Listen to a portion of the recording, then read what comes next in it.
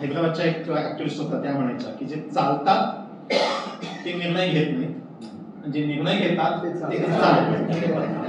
एखादा कायदा जरी असला तरी आपल्या देशामध्ये त्या कायद्याची अंमल होण्यासाठी कायदा आल्यानंतर सुद्धा तेवढाच लढा देण्याची गरज असते. आणि मला असं वाटतं की काही प्रमाणामध्ये इथे पादचारी किंवा पादचाऱ्यांच्या हक्कांसाठी लढणारे जे आहेत ते कमी पडले. ते चालतात ते बोलत नाही, जे बोलतात ते चालत नाहीत. देशात पादचाऱ्यांची मृत्यूंची संख्या फार वाढत चालली आहे. याच्याकडे कोणाचं लक्ष नाही. परंतु यासाठी काय काय उपाययोजना करायला पाहिजे, आपण काय करायला पाहिजे, आपला हक्क काय, याबाबत रणजित काटगळे यांनी आज सर्वांना मार्गदर्शन केले. पर्यावरण दिवस झाला होता आधीच, आणि त्या दरम्यान आपण 3 पुस्तकं इथं दिली होती, भगवद्गीता आणि पर्यावरण, पतंजल योग आणि पर्यावरण, आणि होलिस्टिक डेव्हलपमेंट. आणि इन्सिडन्स असेल का आता आजचे पाहुणे सुद्धा विषय जरी पेडिस्ट्रियन पुरता फोकस केला असला तरी निश्चितपणे पर्यावरणाशी संबंधितच आहे, कारण ते स्वतः पर्यावरण काम करतात. आज कदाचित स्टेजवर तुम्हाला तिघही सायकलवाले इथं सुद्धा सायकलला आलेले असे दिसतील, इन्क्लुडिंग मी आणि हर्षदजी, रणजित दत्तात सायकलने आले. तर भगवद्गीता आणि पर्यावरण, पतंजल योग आणि पर्यावरण, होलिस्टिक डेव्हलपमेंट. आणि आश्चर्य मला, मी जेव्हा हे थोडं जास्त तपशिलात वाचलं, सस्टेनेबल डेव्हलपमेंटची व्याख्या गीतेपासनं आणि आजच्या स्थितीला कशी कनेक्ट केली आणि डेव्हलपमेंटची सध्या काय परिस्थिती वगैरे असं याच्यात आलेलं आहे. तर गुलाब पुष्पांनी त्यांचं स्वागत आहे, पण याबरोबरच हे पुस्तक सुद्धा आपण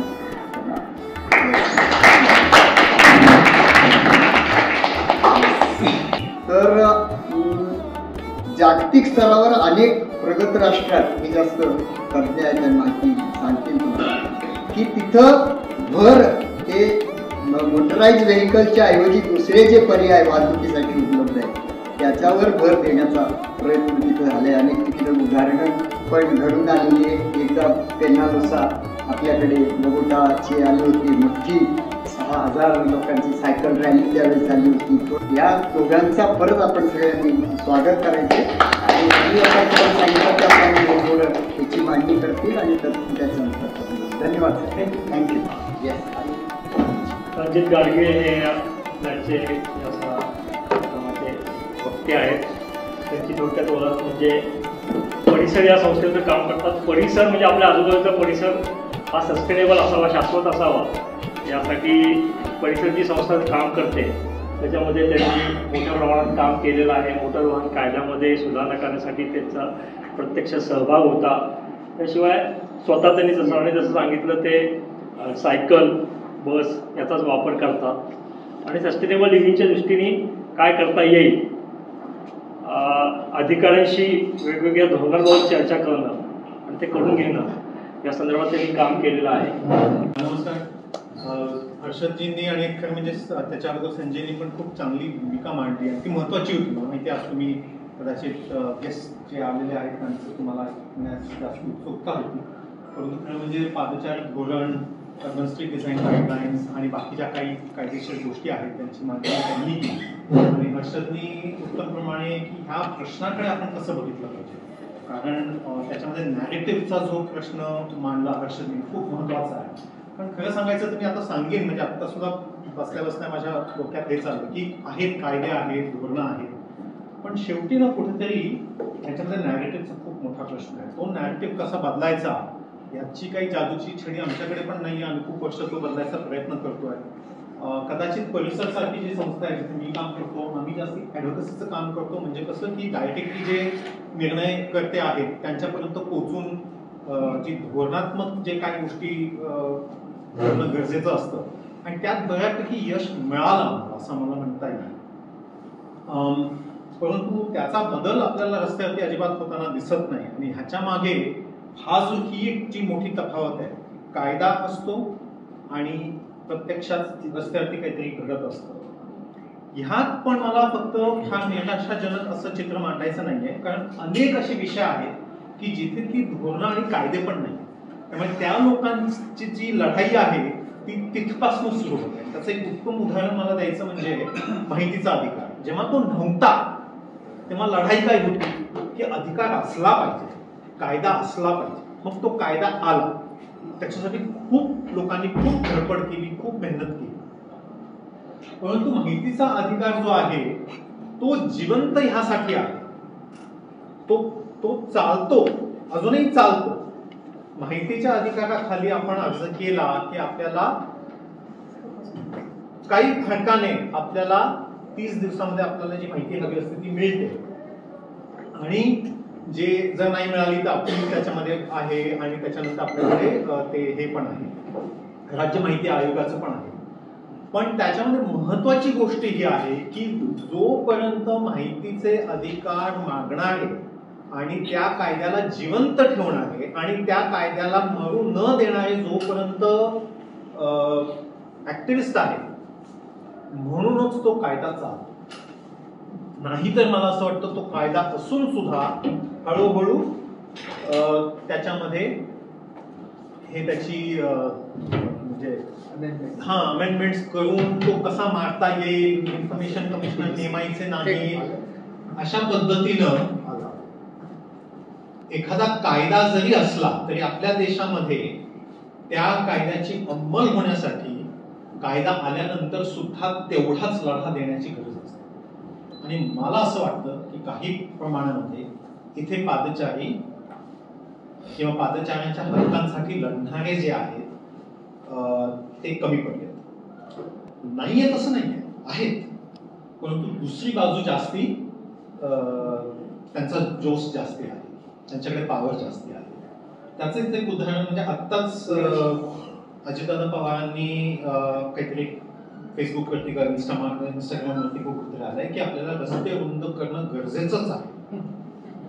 त्याच्यावरती सपोर्टिंग कॉमेंट्स हजारो आहेत. तिथे कोणी विरोध करत नाही. ते अजूनही लोक म्हणतात की रस्ते रुंद हे झालेच पाहिजे. रुंद रस्ते असणं आणि वाहनांना गर्दीला सामोरं न जावं लागणं हे अजूनही नॅरेटिव्ह आहे. जे हर्षद म्हणतो की तो आणि मग तिथे हक्काची भाषा ते बोलणार नाही. ते फक्त म्हणतील की ते पाहिजे, आम्हाला पाहिजे, असलंच पाहिजे. आणि ते जर नसेल तर त्या शहराची दुर्दशा आहे, ते खड्ड्यात चाललंय. कारण जिथे कंजेशन वाढलाय, आणि कोणाचं कंजेशन, पादचारी कधी कंजेशन बद्दल बोलतच नाही. आपल्या कंजेशनचा काही संबंधच नाही. कंजेशन म्हणजे वाहनांचंच कंजेशन. त्यामुळे टॉम आलं की लगेच ते येतं की पुण्यामध्ये सर्वाधिक कंजेशन आहे. म्हणजे काय, म्हणजे मग मनोज पाटील पासून सगळ्यांना ऑर्डर दिले जातात की काय चाललंय काय पुण्यामध्ये, एवढं कंजेशन कसं काय वाटतं. म्हणजे प्रश्न तुम्ही सोडवताय ते एका घटकाचा तुम्ही प्रश्न सोडवताय. दुसरं एक मला पटकन फक्त म्हणायचं होतं की हर्षद म्हटले ते खरं आहे की आपण एक असा हे घेऊ शकतो, अशी पोझिशन घेऊ शकतो की वाहनांचं तुम्हाला काय करायचं ते करा, पण आमचे हक्क तुम्ही डावलू नका. मी फक्त एवढाच विचार तुमच्या समोर मांडणार आहे. मला असं वाटतं हे शक्य नाही. त्यांचे हक्क वाहनांना असून देत हक्क, पण आमचे हक्क आम्हाला द्या, हे मला असं वाटतं शक्य नाही. त्यामुळे काही प्रमाणामध्ये हा जो मोठा प्रश्न आहे की शहर ही कोणासाठी आहे, लोकांसाठी आहे का वाहनांसाठी आहे, याचं उत्तर आपल्याला कधीतरी द्यावं लागेल. कदाचित लोक अमेरिकेला जे जातात ते कदाचित म्हणतात की नाही तिथे आहे ना वाहनाची सोय आहे, पण तिथे पादचाऱ्यांची पण तेवढीच सोय आहे. परंतु ते वरवर दिसणारी सोय आहे. अमेरिकेमध्ये खूप प्रॉब्लेम्स आहेत की जे पादचारी, पेडेस्ट्रियन डेथ्स, कार्बन वरती त्यांचं जे डिपेंडन्सी झालेलं आहे, ह्या सगळ्यामध्ये वाहन केंद्रित नियोजन आणि वाहन केंद्रित विचारसरणी हे त्याला कारणीभूत आहे. त्यामुळे तेवढंच फक्त एक पटकन प्रस्तावना म्हणून आपण आकडे नेहमी बघतोच. संजयने आकडे मांडले, हे देशाचे आकडे आहेत. आम्ही टू व्हीलर, बायसिकल आणि पेडेस्ट्रियन घेतले कारण ह्या 3 घटकांना आताच्या नवीन भाषेमध्ये वल्नरेबल रोड युजर असं म्हणतात. त्या टू व्हीलर वाले पण आहेत, कारण ऍक्सिडेंट झाला आणि रोड सेफ्टीच्या दृष्टिकोनातनं ऍक्सिडेंट हे होतातच असं आपण जगभरामध्ये त्यांनी ऍक्सेप्ट केलेलं आहे. ऍक्सिडेंट जरी झाले तर त्याच्यामध्ये कोणाचा जीव जाता उपयोगी नाही किंवा कोणाला तरी त्याची म्हणजे इंजरी होता उपयोगी नाही. हा याला झिरो व्हिजन झिरो वगैरे असे काय काय नावं दिलेली आहेत. तर त्यामुळे टू व्हीलर हे त्या मानाने असुरक्षित मोबिलिटीचा एक हे आहे, साधन आहे. कार त्या मानाने सुरक्षित असते. जो माणूस गाडीच्या आत असतो तो अतिशय सुरक्षित असतो, बाहेरचे लोक नसतात, परंतु गाडीत तुम्ही असतात ती सुरक्षित असतात. पण टू व्हीलर वरती जर तुमचा ऍक्सिडेंट झाला तर आपण रोज बघतो की लोक त्याच्यामध्ये मृत्युमुखी पडतात. त्यामुळे ते सेफ नाहीये, म्हणून त्याला आपण व्हल्नरेबल रोड युजर असं म्हटलं पाहिजे. त्यामुळे ह्या 3 घटकांचा जर आपण विचार केला तर 70,000वरनं 1,00,000च्या पुढे दरवर्षी लोक एवढे मरतात. 1,00,000हून जास्त आणि टोटली 1.7 लाख लोक हे दरवर्षी मृत्युमुखी पडतात. 1,72,000 लोक. 1,72,000 आणि ते सुद्धा ते आकडे आता थोडे जुने आहेत. गंमत अशी आहे की गडकरीजींनी 23चा आणि 24चा अहवालच काढला नाही आणि ते दरवर्षी निघायचं. आपलं रेकॉर्ड आहे की दरवर्षी थोडं उशिरा का होईना पण 20चं 21 मध्ये ऑक्टोबर नोव्हेंबर पर्यंत यायचं. पण अजूनही 23चा सुद्धा अहवाल आलेला नाहीये. तर त्याचं कारण मला असं वाटतं की कुठेतरी अनेक गोष्टी तुम्हाला काय म्हणतात ते जुमलेबाजी आणि काय काय म्हणून तुम्हाला करता येतं, पण इथे आकडे आड येतात. कारण शेवटी जे मरणाचे आकडे आहेत ते तर त्याच्यापासून सुटका नसते. त्यामुळे तसं काही आहे का नाही मला माहित नाहीये. आणि पादचाऱ्यांचं जर आपण बघितलं तर 2016 मध्ये 15,000 पादचारी मृत्युमुखी पडायचे. ती संख्या आता 32,000पेक्षा जास्त झालेली आहे. म्हणजे 100% वाढ गेल्या 6-7 वर्षांमध्ये. ही परिस्थिती तेव्हा आहे जेव्हा भारतावरती हे आपली रिस्पॉन्सिबिलिटी आहे की आपल्याला 2030 पर्यंत हे आकडे 50% कमी करायचे. त्यात 100% वाढले आणि म्हणून पॉलिटिकल नाही पण शेवटी हे पॉलिटिक्स असतंच. दर 3 का 4 वर्षांनी एक इंटर मिनिस्टरियल मीटिंग असते आंतरराष्ट्रीय पातळीवरती. ती ब्राझिलियाला झाली, तिथे गडकरीजी गेले होते. स्टॉकहोमला झाली, तिथे गडकरीजी गेले होते. आता मोरोक्कोला झाली होती, तिथे गेले नाही ते.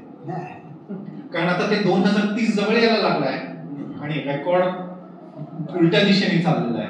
त्यामुळे काय म्हणायचं, कसं तोंड द्यायचं, गेलेच नाही. त्यांनी ते मिनिस्टर ऑफ स्टेटला पाठवलं आणि ते मिनिस्टर ऑफ स्टेटला जायचं. त्यामुळे ही खरीच खूप ह्याची बाब आहे. आणि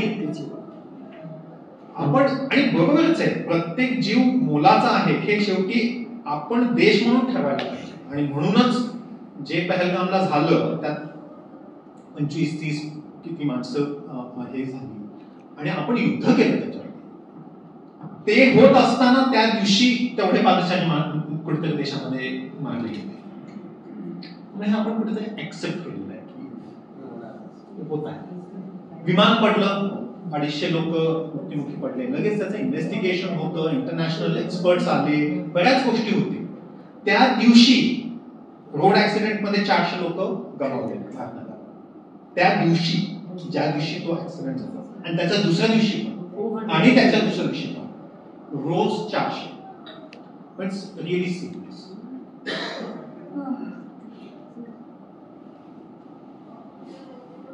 सो मला हे म्हणायचं आहे की खरं म्हणजे हा शेवटी इश्यू आहे. काय करता येईल तर तेवढं अजून जो लोकांमधनं रेटा यायला पाहिजे तो येत नाही. अजूनही पुण्यामध्ये फ्लायओव्हर बांधला, रस्ता रुंदीकरण केलं की त्याची खूप वाहवा होते, हे गरजेचं आहे बोललं जातं. पण पादचारी मात्र काहीच म्हणत नाही. फुटपाथ कमी केले, पादचारी काही म्हणत नाही. काम चालू असताना पादचाऱ्यांना जर जागा दिली नाही, पादचारी काही म्हणत नाही. आणि त्यामुळे मला असं वाटतं निर्णय, आणि हे कोणीतरी हैदराबादच्या एक ऍक्टिव्हिस्ट होता त्या म्हणायच्या की जे चालतात ते निर्णय घेत नाहीत, जे निर्णय घेतात ते चालत नाही. तो प्रॉब्लेम आहे. आणि सायकोलॉजिकली सुद्धा जेव्हा तुम्ही शहरामध्ये फिरता तेव्हा तुम्ही कुठल्या माध्यमातून फिरता त्या दृष्टिकोनातून तुमचा दृष्टिकोन बनतो. तुम्ही जेव्हा चालत जाता तेव्हा तुमचा शहराकडे बघण्याचा दृष्टिकोन वेगळा असतो. जुगलजी जेव्हा बसने जातात तेव्हा ते त्याच्याकडे वेगळ्या पद्धतीने बघतात. पण जर प्रत्येक जज, प्रत्येक नगरसेवक, प्रत्येक आमदार, प्रत्येक खासदार हा फक्त गाडीतनं जर फिरत असेल तर त्यांना शहर पण गाडीच्याच दृष्टिकोनातून दिसतं. त्यामुळे त्यांच्यासाठी तो प्रश्न पण तोच आहे. म्हणून मला एकदा आठवतं, अनेक वर्षांपूर्वी आपण सगळ्यांनी एक पादचाऱ्यांची एक मोर्चासारखं काढलं होतं सेंट्रल सेंट्रो मॉल आहे गणेश रोड, तिथून आपण युनिव्हर्सिटी चौकापर्यंत आलो होतो. त्याला खूप चांगला प्रतिसाद मिळाला होता. सतीश घोष आणि ते सगळे आले होते आणि त्याचा खूप छान फोटो इंडियन एक्सप्रेस मध्ये तो टिपून तो दुसऱ्या दिवशी पेपरमध्ये आला होता. आणि योगायोगाने मी 1-2 दिवसांनी त्या दुसऱ्याच दिवशी अजित पवारांना मी भेटायला गेलो होतो. मला त्यांनी त्यांची ते म्हटले तुम्ही कार्ड घालून देते म्हणून, आणि तो पेपर त्यांच्या समोर होता आणि त्यांनी असं म्हटलं हे का पादचारी पण मोर्चे काढायला लागले. सो त्यांच्यासाठी it was a strange thing. See I am not saying Ajit Pawar कोणीतरी असे इव्हिल कोणीतरी गब्बर सिंग किंवा मोगॅम्बो सारखे आहेत, नाही आहेत. ते जनतेकडे आणि शहराकडे त्याच दृष्टिकोनात बघतात. त्यामुळे त्यांचा दृष्टिकोन तो की वाहनं अडकली, कंजेशन झालं की त्याचा खूप पेपरमध्ये येतं, खूप लोकांच्या तक्रारी येतात. आणि म्हणूनच आपण जे म्हणतोय मनोज पाटील असतील किंवा ते एक कोणी व्यक्ती आहेत, ते जातील दुसरे कोणी येतील, त्यांच्यावरती प्रेशर काय आहे? कंजेशन कमी. त्यांच्यावरती प्रेशर हे नाहीये की पादचारी मृत्यू कमी करा, हे त्यांच्यावरती कोणी त्याला एक फोन कॉल कधी केलेला नाहीये. त्यामुळे आपण जेव्हा त्यांना भेटायला जातो तेव्हा ते म्हणतात कोणीतरी आले होते, 1-2 लोक आले, तर ते खूप त्यांच्यासाठी खूप साईड इश्यू आहे.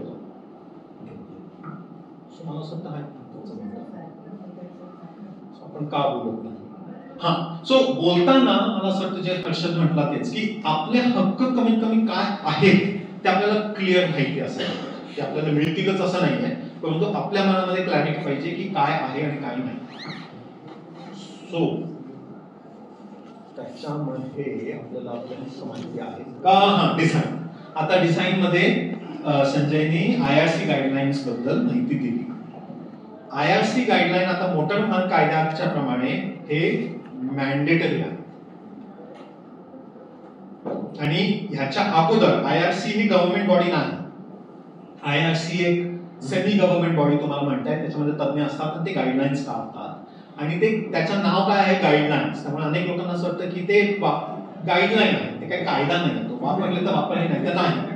तरी पण काही बाबतीमध्ये जेव्हा हायकोर्टापर्यंत मला असं वाटतं त्या स्पीड ब्रेकरच्या बाबतीमध्ये विवेक आणि इतर सगळे गेले होते, तेव्हा हायकोर्टाने पण हे म्हटलं की तुमच्याकडे ह्याच्याबद्दलचे काही गाईडलाईन्स आहेत का? कारण PMCने म्हटलं, आणि PMCने जे म्हटलं ते अनेक शहरांनी म्हटलेलं आहे. हे PMC कोणी युनिक आहे असं नाही. अनेक शहरं इव्हन राज्यांनी म्हटलेलं आहे की IRC गाईडलाईन आमच्यावरती बाइंडिंग नाही, ते फक्त असे मार्गदर्शक तत्व आहेत, ते आम्ही वापरले तर वापरू नाही तर नाही वापरले. कोर्टाने म्हटलं हरकत नाही, पण तुमचे मग गाईडलाईन आहेत का? स्पेसिफिक तुमचे गाईडलाईन असतील तर आम्हाला ते दाखवा. PMC म्हटलं ह्या बाबतीमध्ये PMC म्हटलं आमच्याकडे काही गाईडलाईन नाही. मग हायकोर्टाने म्हटलं मग IRC तुम्ही फॉलो करायला पाहिजे. आम्ही काही करू हे नाही सांगणार, IRC नाही तर दुसरं काहीतरी दाखवा, पण ते लिखित आणि ते गाईडलाईन टेक्निकल गाईडलाईन्सच असले पाहिजे. खरं म्हणजे IRC सोडून काय गाईडलाईन कोण काढणार? कोणी काढू शकणार नाही, कारण IRCचे गाईडलाईन्स एक PWD, बॉर्डर रोड्स, IITs ह्या सगळ्या लोकांनीच बनवलेले आहेत आणि ते सगळं आंतरराष्ट्रीय जे स्टँडर्ड्स आहेत त्याप्रमाणेच बनवलेलं आहे. तर वेगळं काय करणार आहे? त्याच्यामध्ये काही करू शकत नाही. त्यामुळे आता फक्त आपला हा मत आम्ही अनेकदा आणि आम्ही हा आमच्या कोर्टामध्ये पण हे मांडणी केली होती की IRC गाईडलाईन आता मॅन्डेटरी आहे, कारण हे मोटर वाहन कायद्यामध्ये आलं. ऍक्च्युली गडकरीजी हा एक महत्वाचा बदल केला, कारण रस्त्याचं डिझाईन, त्याचं कन्स्ट्रक्शन याच्यावरती बरीच टीका झालेली आहे, ब्लॅक स्पॉट वगैरे त्याची बरीच चर्चा होते. त्यामुळे अनेक लोकांनी असं म्हटलं की तुम्ही वाहन कायद्यामध्ये रस्ता चांगला असावा हे पण त्याच्यामध्ये तुम्ही म्हटलं पाहिजे. म्हणून त्याप्रमाणे 2019 मध्ये त्या कायद्यात बदल झाला आणि गाईडलाईन्स नोटिफाय करण्याचे अधिकार सरकारला मिळाले त्या कायद्याच्या अंतर्गत. आणि मग सरकारने IRC गाईडलाईन हे मार्गदर्शक तत्व ह्या कायद्याखाली बंधनकारक आहे, ते जर फॉलो केले नाही तर कायद्यामध्ये कॉन्ट्रॅक्टर किंवा कन्सेशनर किंवा अथॉरिटीला 1 लाख रुपयाचा दंड आता त्याच्यामध्ये आहे. आतापर्यंत कोणालाही तो दंड झालेला नाही आणि 1 लाख, अनेक लोक म्हटले कोट्यवधी रुपये खर्च करणाऱ्याला 1 लाखाचा काय फरक पडेल, परंतु आहे. दंड कोणालाच द्यायला आवडत नाही, मग तो 10 रुपयाचा का असेल, पण तो फाईट मारतो. त्यामुळे हा कायदा खूप कमी लोकांना माहिती, इव्हन अधिकाऱ्यांना माहिती नाही. त्यामुळे मला असं वाटतं हा एक थोडासा आपल्या बाजूने आपण करू शकतो. त्यामुळे आणि IRC चे गाईडलाईन अजून चांगले असू शकतात का मी, पण जे आहेत ते अतिशय उत्तम आहे आमच्या प्रमाणे. त्याच्यामध्ये पादचारी प्रथम ही सगळी व्याख्या दिलेली आहे आणि त्याच्यामध्ये काही हे दिलेले आहे त्याचं कसं असतं, तो एक फक्त आहे. दुसरं म्हणजे फुटपाथ आणि सायकल ट्रॅक वरती गाडी लावता येते का, पार्किंग करता येतं का वगैरे वगैरे. ह्या बाबतीत मोटर व्हेकल कायद्यामध्ये अजून एक वेगळे एक रेग्युलेशन्स आहेत, त्याला मोटर व्हेकल ड्रायव्हिंग रेग्युलेशन्स म्हणतात. त्याला जुन्या काळी rules of the road regulations म्हणायचे. नवीन जे आलेले आहेत रेग्युलेशन्स 2017 मध्ये आलेले आहेत, ते वाहन चालकांनी पाळण्याचे नियम. हर्षद म्हटला तसं आपल्याला तसे नियम नाही. खरं म्हणजे विचित्र गोष्ट ही आहे की पादचाऱ्यांना ऍक्च्युली कुठलाच नियम लागू होत नाही कायद्याला. ते चांगलं का वाईट मला माहित नाही, परंतु आत्ताच्या परिस्थितीमध्ये रेड लाईट पाळण्याची जबाबदारी माझी नाही. किंवा वन वे असला तर मला जाता येतं, सायकलने जाता येतं का, खरं म्हणजे जाता येतं. कारण मोटर व्हेकल कायदा हा कोणासाठी आहे कायद्यात दिलेला आहे, आणि कायद्यात दिलेला आहे की ते मोटर वाहन असलं पाहिजे. त्यामुळे मी जर मोटर वाहन नाही तर याचा तर मला कायदा लागू नाही. मी रेड लाईट मधनं जाऊ शकतो, जाऊ नये कारण आपल्या सुरक्षेसाठी, पण कायद्याने माझ्यावरती काही मला पोलीस थांबवू शकत नाही. पण मोटर व्हेकल कायद्यामध्ये सुरुवातीपासूनच वाहन चालवणाऱ्यांनी कसं वाहन चालवावं अशाच तो पॉईंट खूप महत्वाचा होता की तुम्ही गाडी चालवताना तुम्ही दुसऱ्याच्या सुरक्षतेचा विचार करूनच गाडी चालवली पाहिजे, म्हणून त्याचे वेगळे रेग्युलेशन्स आहेत. आणि जुन्या रेग्युलेशन्स पेक्षा जे नवीन रेग्युलेशन्स आहेत ते खूप चांगले आहेत. त्याच्यामध्ये फॉर इन्स्टन्स असं लिहिलेलं आहे की सिग्नल नसलेल्या चौकात जर तुम्ही आलात तर राईट ऑफ वे हा पहिल्यांदा पादचाऱ्याला आहे. आपण परदेशी जातो तेव्हा आपण म्हणतो की कसे लोक थांबतात वगैरे वगैरे, आणि आता त्यांना ते अंगवळणी पडलेले म्हणून ते थांबतात. ते काही त्यांनी कुठला कायदा वाचलाय म्हणून असं नाही, पण ते तसेच वाढले म्हणून त्यांना आता ती सवय झाली आहे. परंतु अगेन कायदा असणं माहितीच्या अधिकारासारखं आहे. कायदा असणं त्याच्यासाठी फाईट मारणं ह्याच्यामध्ये खूप फरक आहे. आणि तो फाईट नाही मारला तर तो कायदा पटकन कसा तो डायल्यूट होईल हे आपण बघतो. त्यामुळे मोटर व्हेकल ड्रायव्हिंग रेग्युलेशन्स मध्ये या सगळ्या गोष्टी लिहिलेल्या आहेत आणि ह्या वाहन चालकांनी पाळण्याचे नियम आहेत. स्कूल वर्क झोन मध्ये 25 किलोमीटर पेक्षा जास्त तुम्ही वेगाने गाडी चालवू शकत नाही. तुम्हाला राईट टर्न घ्यायचा असेल तर तुम्हाला राईट लेन मध्ये असलं पाहिजे. या ज्या सगळ्या नॉर्मल गोष्टी आहेत, उलट्या दिशेने तुम्हाला येता येत नाही, ह्या सगळ्या गोष्टी त्याच्यामध्ये लिहिलेल्या आहेत. पण त्याच्यामध्ये पादचाऱ्यांच्या बाबतीमध्ये आणि सायकल चालवणाऱ्या लोकांच्या बाबतीमध्ये क्लिअरली रेग्युलेशन्स दिलेले आहेत. त्याचा आता नोटिफिकेशन सरकारने अजून काढलं नाहीये की दंड किती असावा, तर ते आम्ही आता म्हणतोय की त्याचा 1000 रुपये दंड असावा. मॅक्सिमम तेवढी लिमिट आहे तेवढी त्यांनी ती करावी. त्यात तुमचं ऍडव्होकेसी चालू आहे. दुसरं म्हणजे आता हे कसं आहे की काही कायदे हे कायदे जरी नसले तरी सुप्रीम कोर्टाचं जर त्याच्यावरती जजमेंट असेल तर तो देशासाठी कायदा होतो. आणि सुदैवाने एकच जज आहेत जे अगोदर बॉम्बे हायकोर्टमध्ये होते, मग ते कर्नाटक हायकोर्टमध्ये गेले आणि आता ते सुप्रीम कोर्टावरती होते. त्यांनी हा मात्र मुद्दा दरवेळेस उचलून धरला की गुड रोड्स, चांगले रस्ते हा मानवी हक्काचा एक अंश आहे. म्हणजे आर्टिकल 21 खाली त्यांनी म्हटलं राईट टू गुड रोड्स.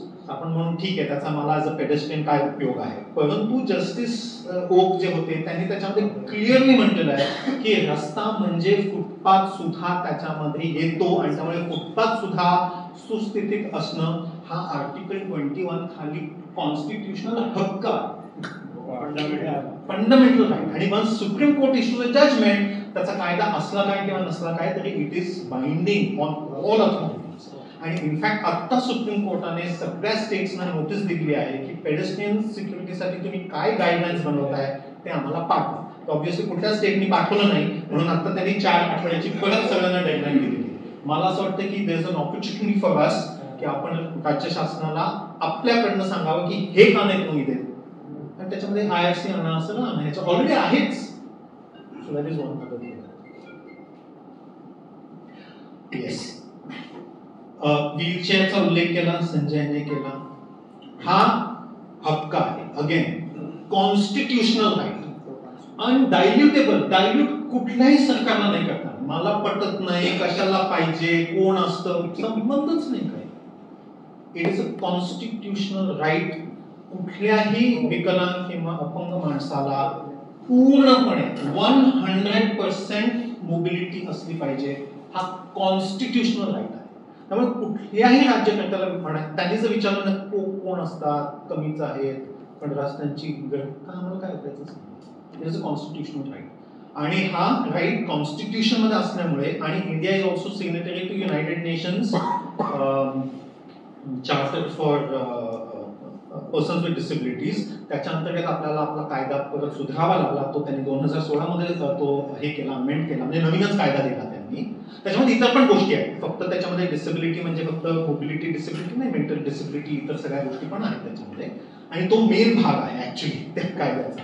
आणि त्यामुळे मोबिलिटी ह्या विषयाकडे थोडंसं दुर्लक्ष होतं, परंतु तो महत्वाचा भाग आहे. आणि अगेन त्याच्यामध्ये, त्या कायद्यामध्ये ऍक्सेसिबिलिटीचे नॉर्म्स तुम्हाला ठरवायला पाहिजे. तर ते त्यांनी ठरवलेले आहेत. आणि एक वेगळं डॉक्युमेंट आहे, harmonise guidelines for senior citizens. त्याच्यामध्ये सिनियर सिटीजनचा उल्लेख आहे आणि पीपल विथ डिसेबिलिटीज, आणि तो नोटिफाईड आहे. So it is binding by law. गर्दी कमी करणं चौकात हे बाइंडिंग बाय लॉ नाही आहे, हा लोकलचा रेट आहे. पण असा कायदा कुठेच म्हणत नाही की मला कुठल्याही रस्त्यावर जाताना मला गर्दी लागता उपयोगी नाही. हा तुम्हाला कायद्याने हक्क नाही आहे. कॉन्स्टिट्यूशनचा सोडा, कायद्यात पण लिहिलेलं नाही. फक्त मला ते आवडत नाही, माझी गैरसोय. पण कायद्यात नाही. कायद्यात हे आहे की व्हीलचेअर वरती जाणाऱ्या माणसाला पूर्णपैकी सगळ्या स्ट्रक्चरवरती जाता आलं पाहिजे. ठीक आहे, तुम्हाला जुनं रेट्रोफिट नाही करता येत, पण नवीन जे तुम्ही करा ते तरी फुल्ली डिसेबिलिटी कंप्लायंट असायला पाहिजे का नाही. आणि विदाउट एक्सक्यूज. आमच्याकडे आता सरकारने म्हणावं आमच्याकडे पैसे नाही आहेत, पण बाकी सगळ्या गोष्टींसाठी पैसे आहेत तुमच्याकडे. त्यामुळे ही गोष्ट आपणच धरायला पाहिजे की हाऊ कॅन यू से की पैसे नाही. कोस्टल रोड साठी आहेत, टनल बनवणार आहेत, सगळे पैसे आहेत, पण तो त्याच्यात टाळी लावायचं म्हणतात ना, आमच्याकडे पैसे नाही. सो ते I think we should say की नसतील, पण कायद्याने हक्क आहे, त्यामुळे तुम्हाला मिळायला पाहिजे. टू व्हीलर वाले पण पुतपरवून जातात, ते नाही नसेल ना. येस, आणि this is an issue. I am glad you raised it in the middle. पण तरी पण मी थोडंसं त्याच्यात एक दोनच मिनिटे की, आणि तोच इश्यू नाही येतो की त्याच्यामध्ये जर मी त्या बोलामध्ये जर गॅप ठेवली तर मग टू व्हीलर मध्ये जाते, म्हणून मी ठेवत नाही. मला असं वाटतं आर्ग्युमेंट कॅन बी, तुम्हाला पटतं का नाही मला माहित नाही, पण ज्याचा संविधानिक हक्क आहे तो तुम्हाला पूर्ण केलाच पाहिजे. त्यामुळे तो दुसरा वाईट वागतो म्हणून ह्याचा हक्क तुम्ही कसा राहता, मग त्याला पकडा ना तुम्ही, मग त्याला तुम्ही दंड करा, त्याला तुम्ही पकडा. पण ते मला करता येत नाही म्हणून व्हीलचेअरवाल्याला आता मला जाऊ देता येणार नाही. मला असं वाटतं हे लॉजिक आपल्याला उलट करायला पाहिजे. आणि त्यामुळे ऍटलीस्ट सुप्रीम कोर्टाने आणि त्याच्यामध्ये हायकोर्टाने म्हटलेलं आहे की सुस्थितीत रस्ता असणं हे मूलभूत आहे, आर्टिकल 21. त्यामुळे तुम्हाला ऍक्ट करायला पाहिजे, लोकांच्या तक्रारी घेतल्या पाहिजेत. म्हणून मग महानगरपालिकेने अनेक गोष्टींमध्ये महानगरपालिका is actually better than many other cities. आपल्याला जर इथे खूप असं असलं तरी तुम्ही दुसऱ्या शहरात गेला की कळतं की किती वाईट परिस्थिती आहे. तर त्याने ऍटलीस्ट तो ऍक्ट केलेला आहे. पण त्याच्यावरती कंप्लेंट्स करून त्या कंप्लेंट्स हे होतील, म्हणजे ते रिझॉल्व्ह होतील, त्याचं शेवटी आपल्याला तो लढा दिला पाहिजे त्याला काही. आणि हर्षद म्हणला तो बरोबर आहे की फक्त एकट्या संजयनी करून ते होणार नाही, ते आपल्या सगळ्यांनी केलं पाहिजे. तेव्हा कुठेतरी त्यांना असं वाटेल की अरे हे बी प्रॉब्लेम होईल असं. येस, सो आता मला फक्त एक स्ट्रीट डिझाईन गाईडलाईन्स काय असतात याच्याबद्दल थोडक्यात सांगायचं आहे, कारण आपल्या मनामध्ये क्लॅरिटी पाहिजे काय आहे ते.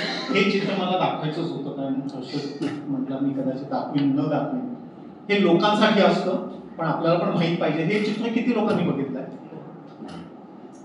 काही लोकांनी बघितलं. या चित्रामध्ये ही 50 माणसं आहेत.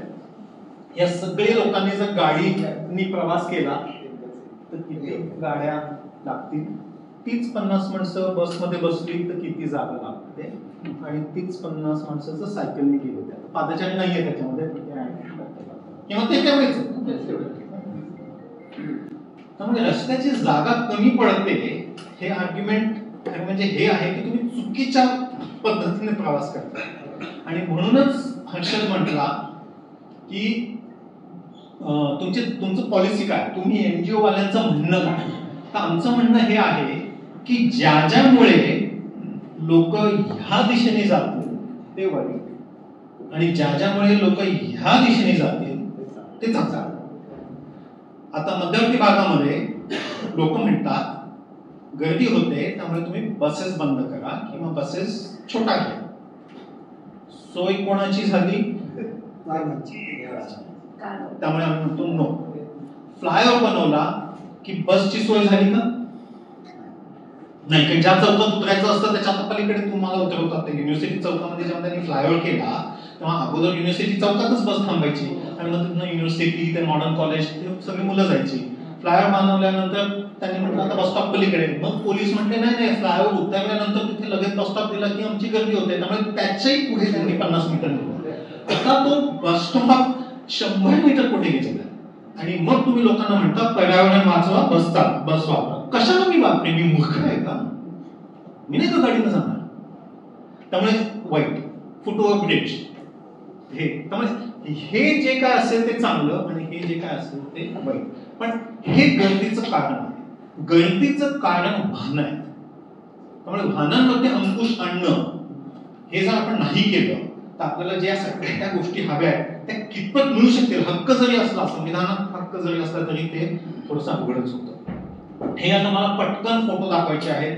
2 रस्ते, मी सिंगापूरमध्ये होतो तेव्हा मी फोटो काढले, तिथेही बस स्टॉप आहे, फुटपाथवरतीच आहे ऍक्च्युली.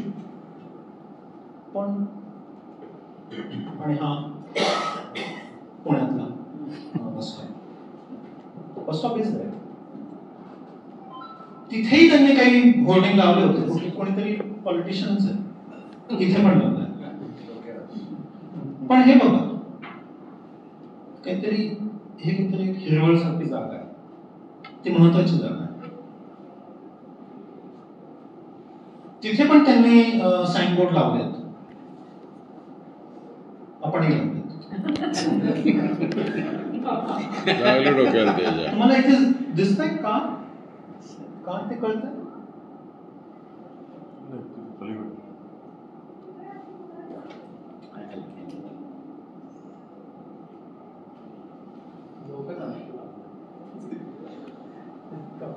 ह्याचा थोडासा विड्थशी पण संबंध आहे, पण अजून एक गोष्टीशी संबंध आहे ज्याचा मी थोडा पुढे उल्लेख करणार आहे. इथे पण त्यांच्याकडे डीपी बॉक्सेस आहेत. डीपी बॉक्सेस नाही येतच नाही, कचऱ्याची कुंडी पण. पण रस्त्याच्या रचनेमध्ये काहीतरी फरक आहे तिथे आणि इथे पण आहे. कचऱ्याच्या कुंड्या तिथे पण आहेत, नाहीये तसं नाही. हे गेले आहेत, आपण जरा जुना फोटो आहे. झाडं तिथे पण आहेत आणि फुटपाथच्या मध्ये ऍक्च्युली. पण देयर इज समथिंग डिफरंट. इथे या बाईने तो सोडून दिलाय. This is an example of what he was saying की ते एनिवे ती बाईक खालनच चालते. इनफॅक्ट हा पुरुष पण चाललाय, ही बाई पण चालली आहे. म्हणणं एवढंच आहे, नाहीतरी तिथे गाड्या जाऊच शकत नाही. हा फुटपाथ इथपर्यंत का नाही बांधला? नाहीतरी वाहनांना तो नाहीच वापरलाय. That was his point. हा माणूस मग काही इनको दाद देणे होती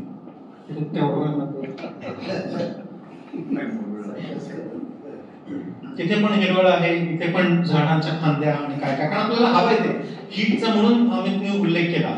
कारण हीट जर एवढी असेल तर मला चालणं अशक्य आहे. त्यामुळे मला हिरवाई म्हणजे आय नीड ग्रीनरी, पण ती कंट्रोलमध्ये असली पाहिजे.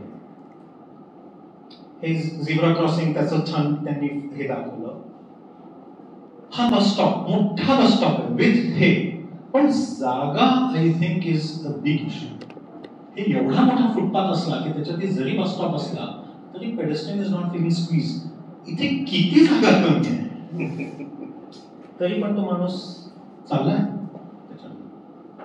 आणि एकंदरीत लाईक हर्षद सेड, सगळे लोक फुटपाथ होते, मग रस्त्यावरती कोणी नाही. रस्ता म्हणजे मोठं कॅरेज वरती कोणी नाही. तिथे एज पर्यंत गाडी वापरता येते. आपल्याकडे पार्किंग आणि मग त्याच्या पलीकडे जे त्यांनी त्या स्केच मध्ये